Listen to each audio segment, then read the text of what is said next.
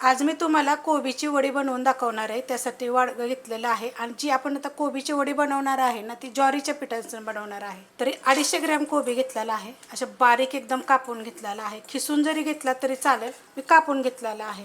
त्याच्यामध्ये थोडासा ओवा टाकायचा, चोळून घेऊया असं। 1.5 चमचा सफेद तीळ, छोटा 1 चमचा गरम मसाला पावडर, मोठा 1 चमचा जिरे धने पावडर, हळद, चवीप्रमाणे टाकायचं मीठ। ह्याच्यामध्ये हिरवी मिरची, आलं, लसूण असं कुटून घेतलेला आहे। 1 गड्डी लसूण आहे, अर्धा इंच आलं आहे आणि पोपटी कलरच्या 4 मिरच्या मी लांबड्या आकाराच्या कुटून घेतलेल्या आहेत। तुमच्या तिखटाप्रमाणे मिरच्या घ्या आणि मिरची जर नसेल खात तर तुम्ही लाल मिरची पावडर जरी घेतली तरी पण चालू शकते। ह्याच्यामध्ये टाकणार आहे कोथिंबीर। कोथिंबीरीची बघा मी बारीक बारीक देठं पण घेतलेली आहेत, जेवढी कवळी असतील तेवढी घ्यायची। 1 चमचा बेसन पीठ, फक्त नाही टाकलं तरी पण चालेल। आणि ह्याच्यामध्ये पूर्ण सगळं ज्वारीचं पीठ आहे, ह्याच्यामध्ये कुठलंही पीठ मिक्स नाही, फक्त ज्वारीचं पीठ आहे।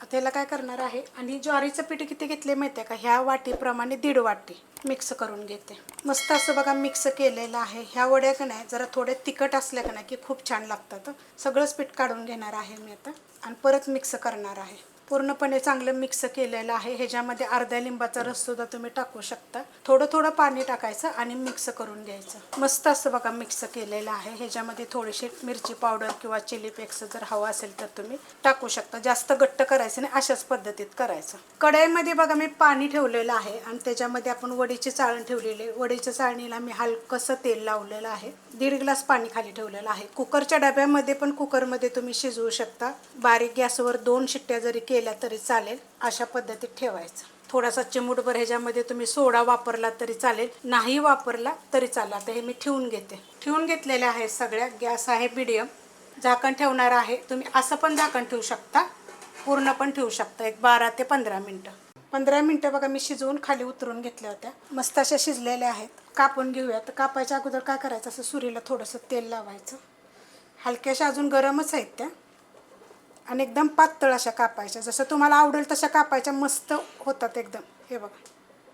हे बघा वड्या कापून घेतलेल्या आहेत, मस्त अशा कापल्या जातात। कोबी एकदम बारीक जरी तुम्ही खिसणीने खिसला तरी चालेल, मी कापून घेतला होता बघा, याच्यात दिसतोय असा कोबी। तेल गरम करत ठेवलेलं आहे आणि तेल चांगलं गरम झालेलं आहे, आपण सोडून घेऊया। सोडायच्या अगोदर थोड्या अशा करायच्या, कारण जे आपण कापलेले आहे ना सुरीला एवढी धार नव्हती। गॅस मिडियम आहे आणि मिडियम गॅसवरच मी फ्राय करणार आहे। थोड्याशा तेलावर जर शॅलो फ्राय केल्या तरी पण चालू शकतात। लगेच हलवायचे नाही, तर 1 मिनिटभर आपण हलवूया, पलटी करूयात आपण। तेलकट वगैरे बिलकुल होत नाही, तर एकदम कडक क्रिस्पी अशा होतात।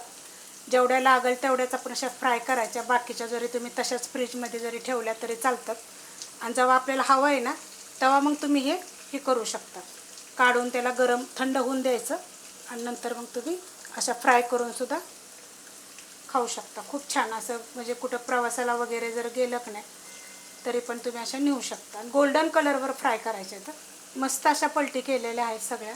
आता हे मिडियम गॅसवरच आपल्याला फ्राय करायचे आहेत। मस्त बघा गोल्डन कलर आलेला आहे। एकदम वड्या कोरड्या कोरड्या होतात बिलकुल। आता तेलात तळ्यात म्हणजे तेलकट होतात असं, पण ह्या एकदम सुक्या सुक्या होतात। थोडंसं तुम्हाला असं दिसत असेल, नंतर एक 5-10 मिनिटांनी जर बघितलं ना, एकदम कडक कुरकुरीत अशा मस्त होतात एकदम।